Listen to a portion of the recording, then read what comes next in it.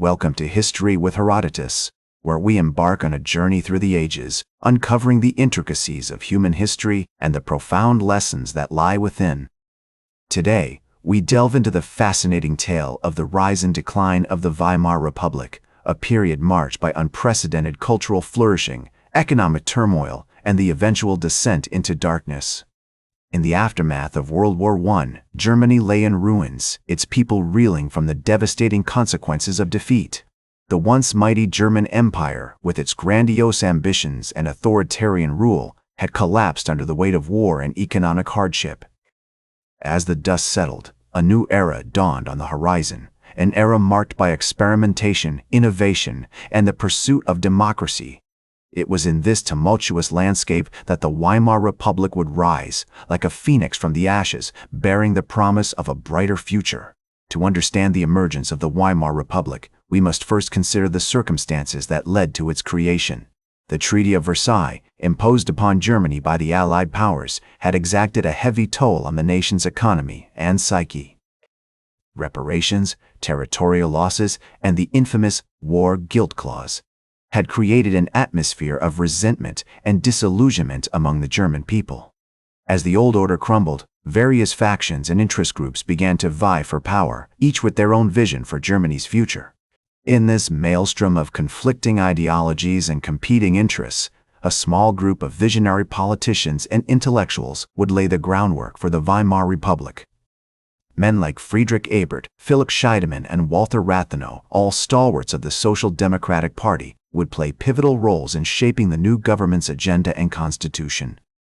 Their efforts would be influenced by the intellectual currents of the time, including the ideas of thinkers like Max Weber, who advocated for a more rational and democratic approach to governance. As we explore the formative events leading up to the rise and decline of the Weimar Republic, we find ourselves in the midst of a Germany torn between tradition and innovation.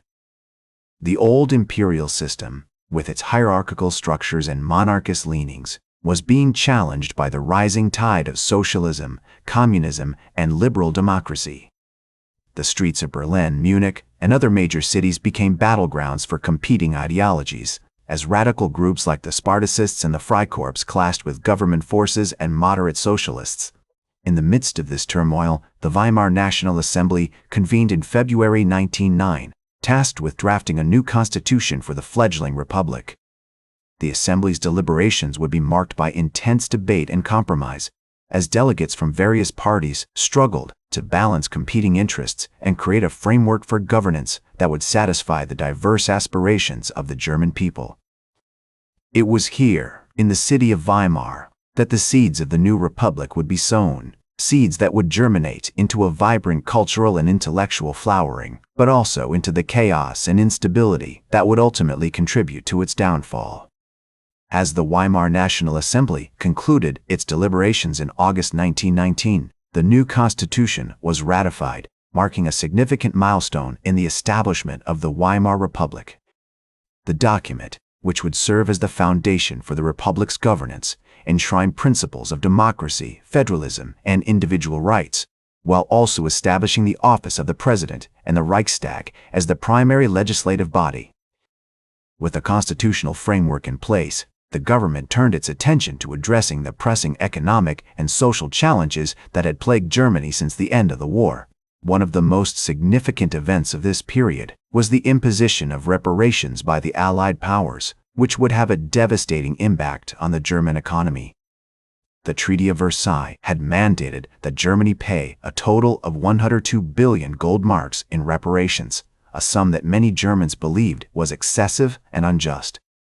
As the payments began to take effect, the German economy was plunged into chaos, with hyperinflation rendering the mark virtually worthless. By November 1923, the exchange rate had reached an astonishing 4.2 trillion marks to the dollar, leaving millions of Germans struggling to afford even basic necessities. In this climate of economic hardship, extremist movements began to gain traction. The Communist Party of Germany, led by figures like Rosa Luxemburg and Karl Liebknecht, advocated for a radical overthrow of the government and the establishment of a socialist state. Meanwhile, nationalist groups like the Nazi Party, led by Adolf Hitler, exploited the widespread resentment towards the Treaty of Versailles and the Weimar government, promising to restore German greatness and create a new era of prosperity. As tensions escalated, violence became increasingly commonplace on the streets of Germany's major cities. In March 1920, a right-wing coup attempt known as the Kapp Putsch was thwarted by a general strike called by the socialist unions. However, the event marked a turning point in the radicalization of German politics, as both left and right-wing groups began to organize paramilitary forces to further their goals. In 1922, the Weimar government faced another major crisis when Germany's foreign minister, Walther Rathenau, was assassinated by right-wing extremists. The event sent shockwaves throughout the country, leading to widespread condemnation of the perpetrators and a renewed commitment to defending democracy against extremist threats. As the Republic struggled to maintain stability, cultural figures like Bertolt Brecht and Kurt Weill began to critique the societal ills that had given rise to these movements, producing works like The Threepenny Opera that satirized the corrupting influence of capitalism and the dangers of fascist ideology. As the Weimar government struggled to maintain stability, cultural figures like Bertolt Brecht and Kurt Weill continued to critique the societal ills that had given rise to extremist movements, producing works like The Threepenny Opera that satirized the corrupting influence of capitalism and the dangers of fascist ideology. Meanwhile, the economic situation showed little signs of improvement, with hyperinflation finally brought under control in 1923, but only through a drastic devaluation of the currency and the introduction of a new monetary system. In the years that followed, the Weimar Republic experienced a period of relative stability, often referred to as the golden years of the Republic. During this time, cultural and intellectual life flourished, with figures like Albert Einstein, Thomas Mann, and Marlene Dietrich contributing to a vibrant and cosmopolitan scene. However, beneath the surface, the seeds of instability were still present, waiting to be exploited by extremist groups. The final blow to the Weimar Republic came in 1929, with the onset of the global economic crisis known as the Great Depression. As unemployment soared and poverty deepened, the Nazi Party, led by Adolf Hitler, began to gain widespread support, promising to restore German greatness and create a new era of prosperity.